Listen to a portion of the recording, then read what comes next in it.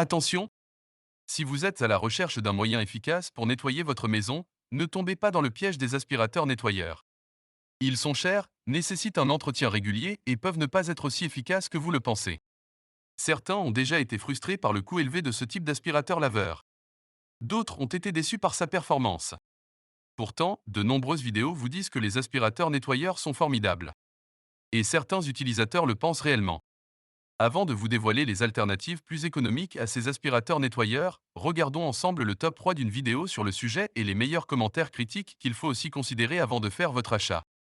On commence par l'aspirateur nettoyeur Tineco Floor One S5 Pro 2 et le meilleur commentaire critique d'un utilisateur. Je vais donner que les défauts qui sont pour moi la raison de la revente de cet appareil, en sachant que j'ai comparé toutes les vidéos pour acheter l'aspi de rêve. Défaut numéro 1, il n'y a pas d'option aspirateur seul. Même si on le sait au départ. Mais quand tu fais tomber des miettes de pain par terre, ça te saoule de devoir passer avec de l'eau et qu'il faudra bien sûr remplir le réservoir, ensuite nettoyer et sécher. Défaut numéro 2, le rouleau ne fait que recracher des poils qui restent sur le rouleau. Défaut numéro 3, le rouleau, il faut le faire bien sécher, ce qui est difficile en hiver et en plus, après, il sent mauvais. Défaut numéro 4, il n'aspire pas au niveau des plaintes, et les miettes se trouvent souvent là. Défaut numéro 5, il faut sans cesse devoir faire un cycle de nettoyage, vider le réservoir d'eau sale et propre. Bref, j'étais déçu de voir qu'à 400 € en promo, ce ne soit pas ça. En toute transparence, le lien vers tous les commentaires se trouve en description. Regardons à présent ce commentaire mitigé. Il concerne l'aspirateur laveur Bissell Crosswave Pet Pro. Au départ très déçu, laissait de grosses traces dégoûtantes, quand je l'avais après avoir aspiré. Le nettoyage de l'appareil était assez épique.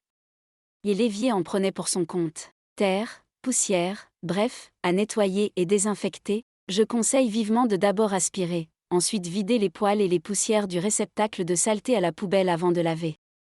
Ainsi je n'ai plus de traces au sol pendant le lavage du sol. En procédant ainsi, nettoyer le sol et vider et nettoyer l'appareil est beaucoup plus simple et évite de se retrouver avec devoir vider la terre ou de la poussière dans l'évier. Donc, plus efficace de faire les sols en respectant ces deux étapes, au niveau du résultat des sols et pour nettoyer le réceptacle de saleté. Il laisse parfois des projections de mousse sur le sol. Je ne suis pas convaincu par l'auto-nettoyage, le filtre est difficile à nettoyer. Le séchage du sol est très relatif, je suis contente de l'avoir payé à moitié prix, sinon j'aurais été vraiment déçue. Il demande, j'imagine, une certaine habitude pour l'utiliser. N'hésitez pas à consulter le lien dans la description pour accéder à tous les commentaires. Celui qui s'en sort le mieux dans le top 3 de la vidéo que nous avons analysée pour vous est le Rowenta Clean et Steam Nettoyeur. Et en plus, c'est le moins cher des trois. Voici le commentaire de Madame Laforêt. Un peu lourd mais efficace. Idéal pour nettoyer des grandes surfaces sans obstacle. Il est très puissant, 1700 W, mais aussi très lourd. 4,8 kg au lieu des 2,3 kg annoncés, pesés avant de remplir le réservoir. Je ne recommande pas aux personnes souffrant des épaules. Heureusement, il y a des alternatives à ces balais laveurs. Retrouvez ces alternatives dans la vidéo qui s'affiche actuellement.